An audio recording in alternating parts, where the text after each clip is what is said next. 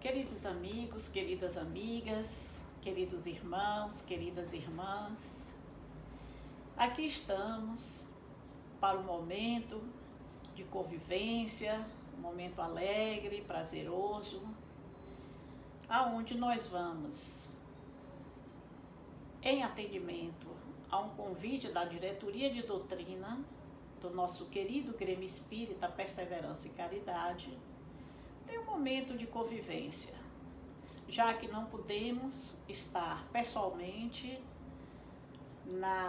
no salão doutrinário da nossa casa. Nós estamos aproveitando o que a mídia, que a internet nos proporciona para nos encontrarmos. Neste momento, os nossos parabéns à Diretoria de Doutrina do GPEC, porque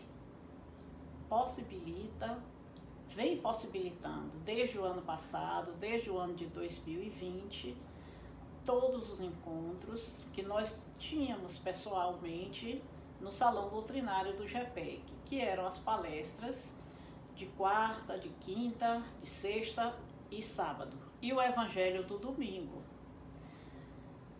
Então, nós temos essa felicidade, temos essa alegria de podermos continuar a exercer a nossa religiosidade graças à aplicação da nossa diretoria de doutrina,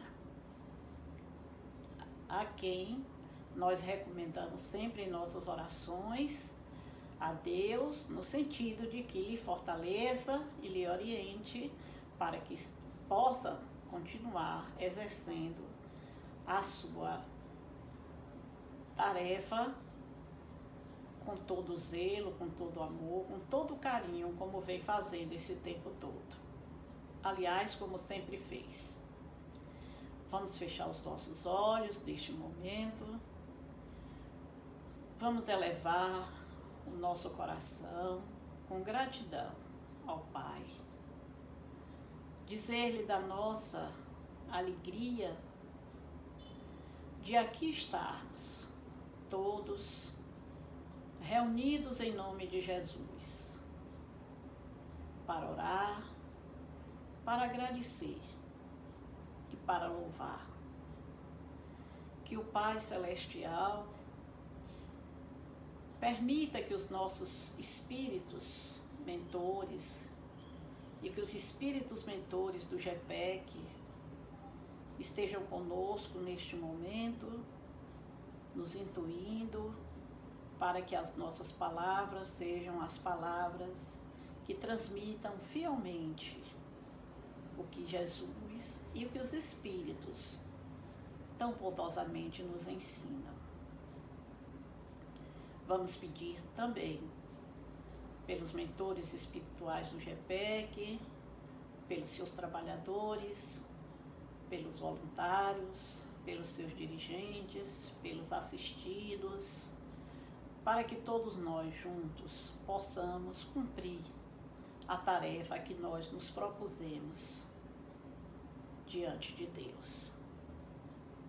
Que Jesus abra os nossos corações para que nós possamos receber e entender a sua mensagem para o nosso progresso espiritual. Que assim seja. Eu trouxe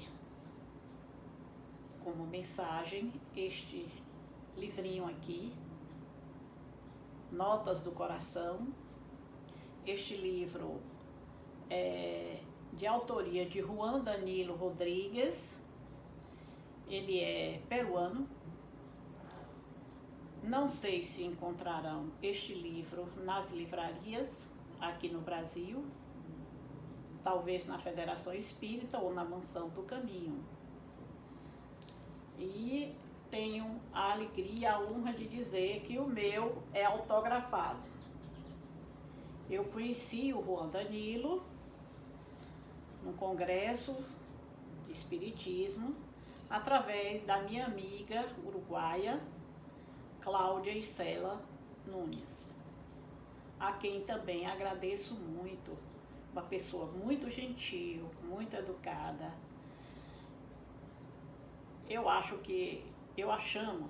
Acho que ela já é brasiguaia, porque ela fala português bem e já escreve quase tão bem como fala. Ela traduz as obras de Joana de Ângeles para o espanhol e faz edições lá no Uruguai, na Argentina, aqueles países. Então, Cláudia, também a minha gratidão a você. E a Juan, nosso amigo, a mensagem que ele trouxe para nós. A perseverança se torna uma virtude prodigiosa quando a praticamos conosco, corrigindo atitudes pouco proveitosas. Então, uma mensagem pequenininha, mas uma mensagem muito profunda. Eu costumo ler este livrinho e trazê-lo nas minhas meditações. Se alguém encontrar, ele é muito útil, terá muita utilidade. Nós, quando meditamos sobre as obras da codificação,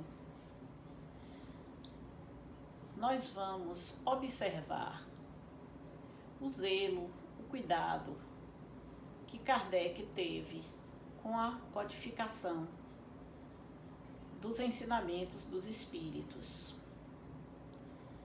Nós sabemos que a doutrina espírita, ela tem por base a imortalidade e a comunicabilidade dos espíritos. Esta é a base fundamental da doutrina espírita. Nós sabemos que não morremos e que nos comunicamos. Não só aqui no planeta Terra, mas nós nos comunicamos com o mundo invisível, com o mundo espiritual. E isso é um trabalho de criteriosa observação, análise e dedução de Kardec, cuja obra é de um elevado teor científico e filosófico e com consequências no campo da ética e da moral. Então, neste trabalho de hoje, nós vamos abordar o Livro dos Espíritos, apenas o livro terceiro, e do livro terceiro nós vamos fazer um recorte para falar sobre a lei divina ou natural e a lei de adoração. Neste livro terceiro, do Livro dos Espíritos, a gente chama de o Estatuto de Deus. O que está ali é o que Deus coloca para nós como forma de ensinamentos, de esclarecimentos através dos espíritos e que os denomina de leis morais. São 10 leis. Neste livro nós vamos encontrar a lei do progresso, a lei de igualdade, a lei de liberdade, a lei de adoração, a lei de sociedade, a lei de trabalho, a lei de reprodução, a lei de amor, justiça e caridade, a lei de destruição e a lei de conservação. Em seu método dialógico, Kardec organizou o Livro dos Espíritos em perguntas suas e em resposta dos espíritos. E quando nós abordamos o primeiro capítulo desse livro terceiro, que é a lei divina ou lei natural, na questão 614, que abre este capítulo, Kardec pergunta aos espíritos que o estavam assessorando: o que se deve entender sobre a lei natural? E eles respondem muito simplesmente: a lei natural é a lei de Deus. E Kardec, então, vai efetuando outras questões, e na questão 627,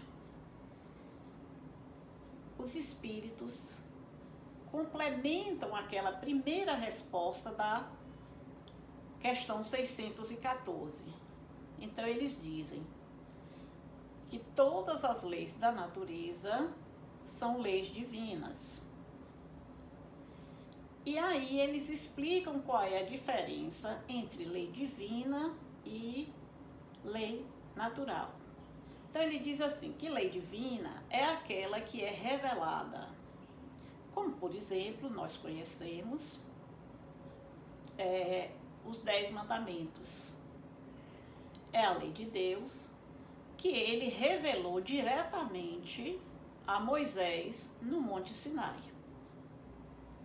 Já a lei natural não tem uma revelação a nenhum personagem da história.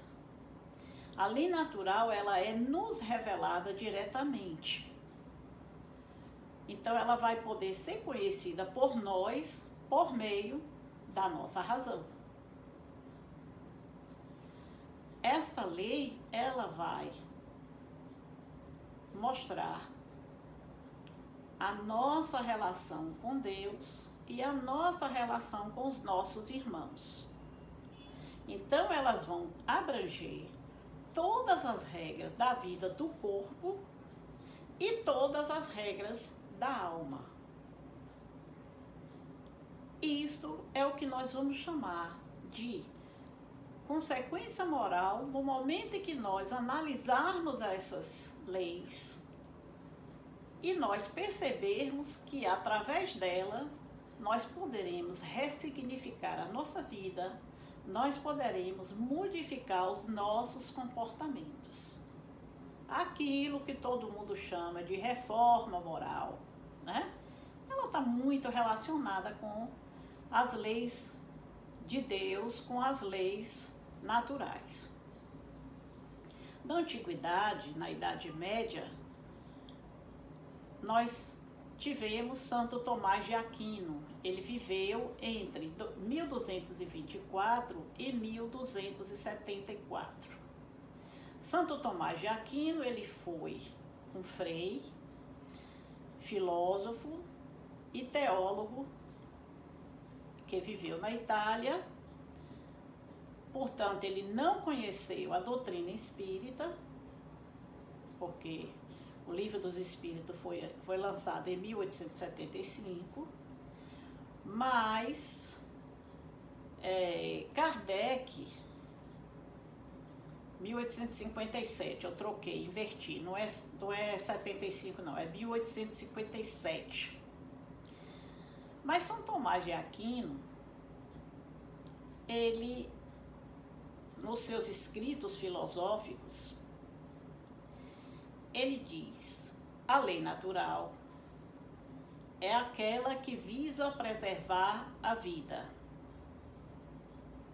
Para ele, a lei que preserva a sociedade, ele chama de lei positiva, que são as leis criadas pelo homem para reger as nossas relações em sociedade. Mas Santo Tomás diz que essas duas não bastam, que a lei divina é a lei que vai nos conduzir para uma vida cristã, que vai nos guiar ao paraíso, aqui entendido como a paz de espírito, a tranquilidade, não o paraíso como um lugar circunstanciado, mas todo aquele que pratica a lei de Deus, que é um homem de bem, ele tem paz, ele tem tranquilidade, então ele tem o paraíso dentro de si. Ele vive no paraíso. Embora seja um ser que, pelo fato de estar no planeta Terra, ele passe por dificuldades, ele enfrente desafios, porque porque isso é natural da vida de todos nós. Nenhum de nós vai passar aqui no planeta Terra, né, como numa viagem de turismo que tem um guia com tudo bom, tudo bonito, tudo maravilhoso. Não. Nós vamos enfrentar tudo que é inerente ao corpo físico, as vicissitudes, as doenças, e nós vamos lutar para vencer esses desafios. Então, nós podemos dizer que Deus nos trouxe, quando Ele criou o mundo e nos trouxe para o planeta Terra, não nos colocou aqui por acaso, de qualquer forma. Nós temos todos um objetivo para estar no planeta Terra. Nenhum de nós veio ao planeta para passear, para viver sempre bem, embora a felicidade seja o nosso objetivo. Mas nós só seremos felizes, só alcançaremos a felicidade à medida que nós evoluirmos, que nós podermos viver de acordo com as leis de Deus, conhecendo-as e exercendo o seu caminho, o seu caminhar. E aí Kardec pergunta então, e essas leis? Aonde estão? E aí os espíritos respondem a Kardec que a lei de Deus está escrita em nossa consciência. E mais que isso, ele diz que Deus, além de nos escrever as suas leis em nossa consciência, ainda nos proporcionou os meios de conhecê-la, através da nossa inteligência, do nosso raciocínio. Entretanto, mesmo com essas benesses todas que o Pai nos agraciou, Ele ainda nos ofereceu Jesus para nos servir de guia e modelo. Jesus como modelo de perfeição moral, como está explicitado na questão 625. Que Jesus é o ser mais perfeito que já teve na face da terra. E que a sua doutrina de amor é a mais pura expressão da lei de Deus. Porque Jesus, sendo esse ser mais puro que já surgiu na face da terra, ele, através das suas parábolas, do seu método didático, de nos ensinar através de histórias interessantes, mas que tinham um fundo moral, que nos levavam e nos levam a raciocinar, a fim de entender qual é a mensagem que o Mestre está trazendo, ele nos faculta a condição de aprender o que é o bem, o que é o mal. E Jesus fez isso exemplificando.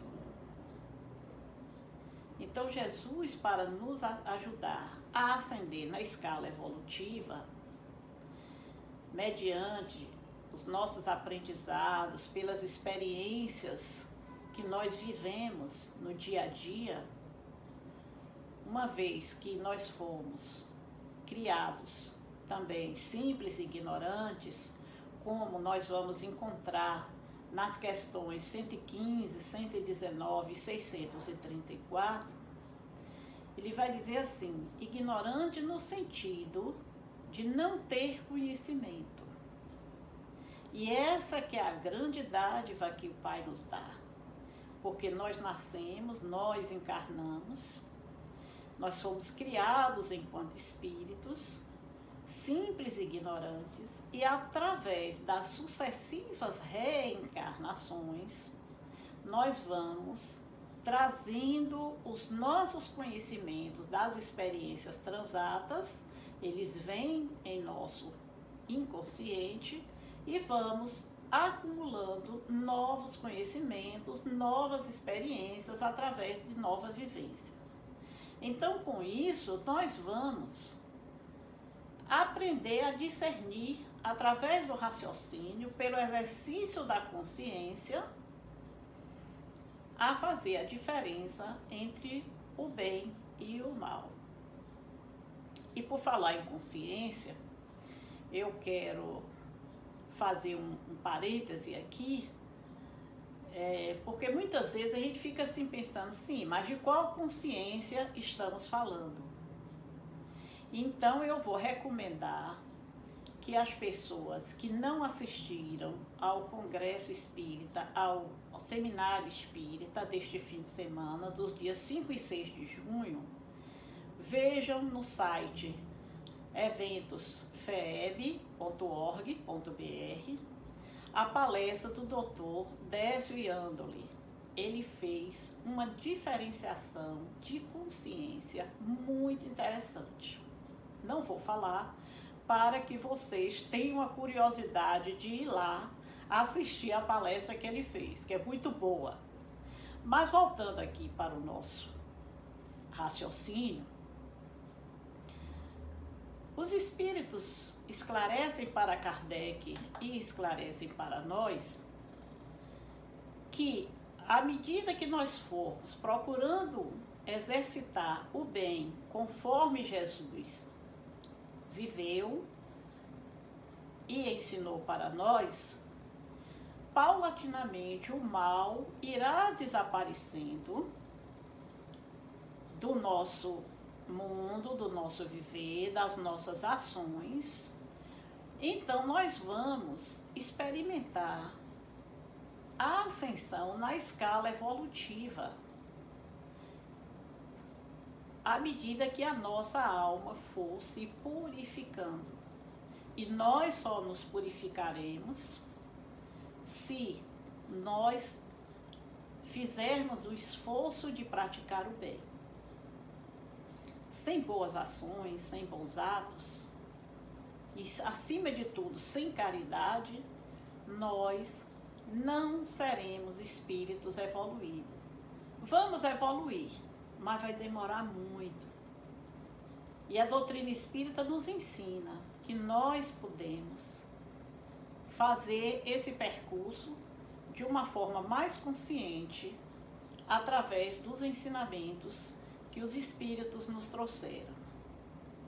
Então, quando os espíritos trazem para nós, nos lembrando sempre aquela máxima que Jesus nos ensinou, que nós devemos amar a Deus sobre todas as coisas e ao próximo como a nós mesmos, isto vai incluir todos os deveres que nós temos uns com os outros. Todos nós, sem exceção, olhe bem, todos nós sem exceção, brancos, negros, amarelos, ricos, pobres, o que for, todos somos irmãos, todos vivemos neste planeta, todos nós viemos de uma única fonte, portanto nós temos uma origem divina e nós somos integrantes da grande família universal. Não interessa se nós vivemos num país ou no outro.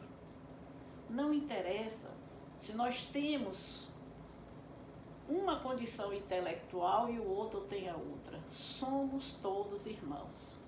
O que nós precisamos, o que nós devemos fazer é sempre procurar compartilhar com o outro aquilo que nós conseguimos construir em nós mesmos. Se nós conseguirmos transmitir para os outros um pouco do nosso saber, ajudando os outros nesse esforço de também aprender, de também crescer, de também evoluir, nós estaremos sim amando os nossos irmãos como a nós mesmos. Porque assim como nós queremos o bem para nós, nós vamos também desejar o bem para os outros. Isso porque, como Jesus ensinou, Deus é amor. E Deus é tão amor que se nós nos amarmos uns aos outros, nós iremos cumprir um ensinamento do apóstolo João. Em uma epístola, na primeira epístola, no capítulo 4, quando ele diz, se o homem não ama seu irmão, que lhe está próximo, como pode amar a Deus que não vê? Então, para que nós possamos sentir Deus em nossos corações, embora nós não o vejamos, nós podemos cumprir essa grande missão. Aliás, eu acho interessante. A melhor explicação de Deus, quem me deu foi um aluno meu de 6 anos. Estava eu na escola, professora, dando aula, e começaram a conversar lá e tal, aí um menino virou para mim, professora, quem é Deus? Aí lá vou eu querer explicar Deus, com todas as filosofias, com não sei o quê. Aí Carlos Alberto chegou e disse, espera aí, deixa eu explicar. A professora não sabe, eu vou explicar. Eu disse, tá bom, Carlos Alberto, explica aí para a Pro. Aí ele fez assim, professora, e todo mundo aí também faz assim. Aí todo mundo fez. O que foi? O que vocês sentiram? Eu disse, entrou um ventinho no meu nariz. Aí ele fez, entrou o ventinho. Você viu o ventinho, Pro? Eu falei, não, meu filho, mas eu senti. Ele falou, pois é, Deus é assim, é o ventinho. A gente não vê, mas a gente sente. Eu disse, Carlos Alberto, você, hein, com 6 anos de idade. Ele me deu essa explicação que eu nunca esqueci. Então, quando eu leio essa epístola de João, e que ele diz que como é que a gente não ama o irmão, que a gente vê, que a gente está todos os dias juntos, e a gente vai querer amar a Deus, que a gente não vê. Dizer eu amo Deus, eu acredito em Deus, sim, você diz que ama, você diz que acredita, mas de que forma, né? Então, os espíritos, quando eles, nesse capítulo que introduz o estudo das leis naturais, né, da lei de Deus, ele, nas suas respostas aos questionamentos de Kardec, ele diz que nós devemos prestar atenção ao sentimento que nos move quando, em oração, nós nos dirigimos a Deus. E que, acima de tudo isso, nós também devemos prestar atenção aos nossos sentimentos no cotidiano. Para Deus, não é interessante, não tem valor nós chegarmos em nosso quarto contritos e orarmos e dizermos o Pai Nosso, ou dizermos palavras, se quando saímos dali, as nossas ações, os nossos sentimentos não tiverem uma ressonância na nossa oração. Então, Deus que nos vê, que nos conhece, que vê o nosso coração, Ele diz que não adianta de nada nós orarmos contritos e sermos, na vida prática, aqui, nós sermos orgulhosos, nos julgarmos melhor do que as pessoas, achar que temos sempre a última palavra, achar que tudo que nós dissermos deve ser obedecido, que nós somos superiores às pessoas. Temos que prestar atenção no nosso sentimento, mas não é só no achar, raciocínio, não. É na atitude, na nossa forma de agir em relação às pessoas, nas nossas impaciências, nas nossas intolerâncias, no nosso jeito, às vezes, até grosseiro de dizer, nas maledicências, que aqui na doutrina espírita a gente não fala maledicência, a gente fala fofoca fraterna, mas é maledicência. Então, tudo isso são comportamentos que não são de acordo com as orações que nós fazemos, que nós endereçamos ao Pai. Se nós formos invejosos, se nós formos ciumentos, ambiciosos, se nós não formos misericordiosos, se nós formos implacáveis com as pessoas, quantas vezes nós não praticamos aquilo que Jesus disse, que a verdadeira caridade é a indulgência para com todos. Então, os espíritos nesse capítulo da lei de adoração, ele também nos chama a atenção. Na questão 654, nessa forma de nós nos relacionarmos com Deus. Né? Nós temos que pensar, se a lei de Deus está na nossa consciência, se nós somos seres que pensamos, que raciocinamos, e se nós estamos com o livro dos Espíritos em mãos, com a lei de adoração em mãos, com o capítulo sobre a prece em mãos, e os Espíritos estão nos dizendo que o que vale mais é o nosso sentimento e não as nossas palavras, nós temos que pensar muito. Sabe por quê? Porque Deus nos conhece. Deus sabe o que vai em nossos corações. Daí que a doutrina espírita, através dos seus mentores, dos seus espíritos superiores, espíritos que vêm para nos ensinar, chama-nos tanto a atenção. A veneranda Joana de Ângeles, através da psicografia de Divaldo Pereira Franco, nos legou 16 livros, que nós chamamos de A Série Psicológica de Joana de Ângeles.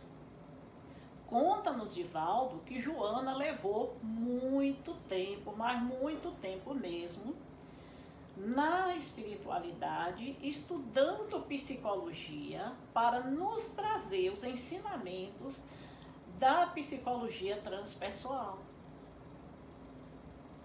Para que nós, através dessas obras, nós pratiquemos o autoconhecimento. E nós temos essa oportunidade de praticar, de exercitar o autoconhecimento através da leitura dessas obras e de outros autores, claro, não é só de Joana, mas Joana foi a pioneira nesse aspecto, e através das vivências de grupos, das vivências entre irmãos.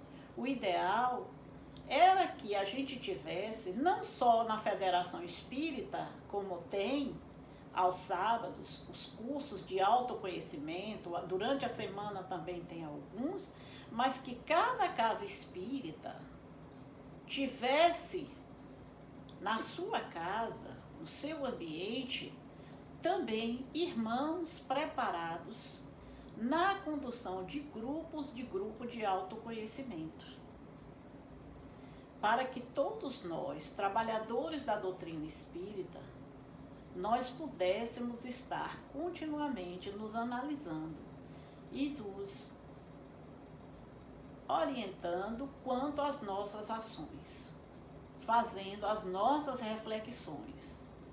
E assim, quando a gente for orar, no seu tríplice aspecto, porque nós podemos orar para louvar a Deus, nós podemos orar para pedir alguma coisa a Deus e nós podemos orar para agradecer. Então, a nossa prece, ela tem que traduzir um sentimento espontâneo, um sentimento puro de admiração por aquele que em todas as suas manifestações se revela detentor da perfeição absoluta. Porém, se as nossas petições a Deus, né, como diz um palestrante, de vez em quando ele vai no GPEC, eu adoro ele fala assim, Que hora que vai ser o petitório? Eu me acalmei. Quando eu estou na mesa com eles, cadê o petitório? Quer agora ou quer depois? Ele pergunta qual é o tempo que a gente vai precisar para fazer o petitório a Deus e aos irmãos. Então, assim, minha gente, quando a gente vai fazer os nossos pedidos a Deus, nós devemos saber que Deus, como o ser que sustenta toda a harmonia do universo, através das suas leis de amor, ele diz o seguinte: os espíritos da questão 664 diz assim, que nós vamos pedir a Deus, Deus vai ouvir as nossas preces, mas Ele vai dar aquilo que for bom para nós. Porque muitas vezes nós vamos pedir a Deus coisas que Deus não pode fazer. Porque Deus não pode derrogar a própria lei. Existem leis que Deus não pode derrogar para nos satisfazer.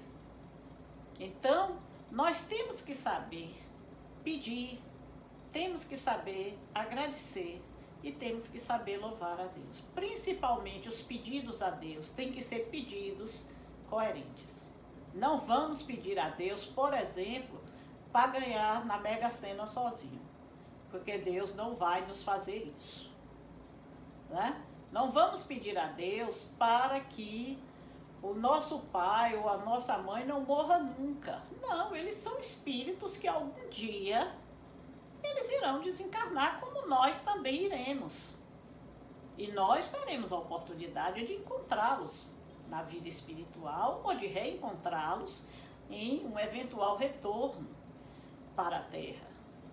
Mas nós não podemos pedir a Deus que Ele derrogue a sua lei, aonde todos os espíritos precisam encarnar e desencarnar para viver as experiências evolutivas, e querer que as pessoas não morram. Não é por aí. Outra coisa que nós temos que nos conscientizar é que se nós queremos atrair os bons espíritos com as nossas preces, os espíritos que são encarregados de fazer cumprir a vontade de Deus, principalmente agora, neste período de coronavírus, né, que desde o mês de fevereiro de 2020 o mundo vem enfrentando com tantas contaminações, com tantos desencarnes, as pessoas individualmente ou em grupo, unidas para orar, os espíritos dizem assim, que independente do matiz religioso, todas as pessoas devem se unir para fazer as suas rogativas ao Pai, pela saúde dos que estão enfermos, inclusive não só dos que estão acometidos pela contaminação do vírus, mas por outras comorbidades, para que não lhes falte leitos nos hospitais, pela iluminação dos espíritos desencarnados, principalmente os espíritos que desencarnam por conta da contaminação do Covid, porque muitas vezes eles estarão confusos quando eles despertarem no mundo espiritual. Eles vão se sentir confusos, eles muitas vezes não entenderão, e aí ficarão conturbados, ficarão agitados e precisarão de muito apoio, de muito auxílio. Nós sabemos que neste momento as equipes de socorro no mundo espiritual têm trabalhado intensamente no acolhimento desses espíritos. Muitos desencarnam conscientes, preparados, sabem direitinho tudo o que lhes aconteceu, mas tem outros que não. Principalmente aqueles que não tinham uma vida contemplativa, que não tinham uma religiosidade, que não exercia o seu contato com Deus diariamente. Muitos deles estarão confusos, sem entender o que aconteceu. Então vamos orar para eles. Vamos orar também para pedir força e coragem para as famílias, para os que se encontram em sofrimento, para que suas dores sejam aliviadas de acordo com seu merecimento.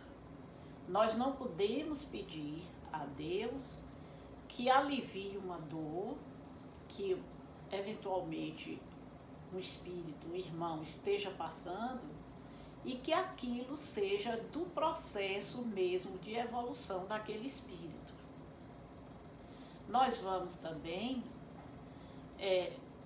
neste momento, e agora no mês de junho, nós estamos numa época propícia, porque no dia 15 de junho é o dia que a Organização Mundial da Saúde e dos Direitos Humanos, a ONU, decretou como dia de prevenção da violência contra a pessoa idosa. Então, esse mês de junho, nós chamamos de junho roxo, nós os gerontólogos, porque nós trabalhamos essa questão, a questão de defender a pessoa idosa, porque nós sabemos que o idoso sofre muito tipo de violência. E não é só violência física, existe a violência moral, a violência psicológica. Nós precisamos orar pelas crianças que estão sem poder ir para a escola, confinadas em seus lares, com aulas online, mas que precisam de ter força, de ter compreensão.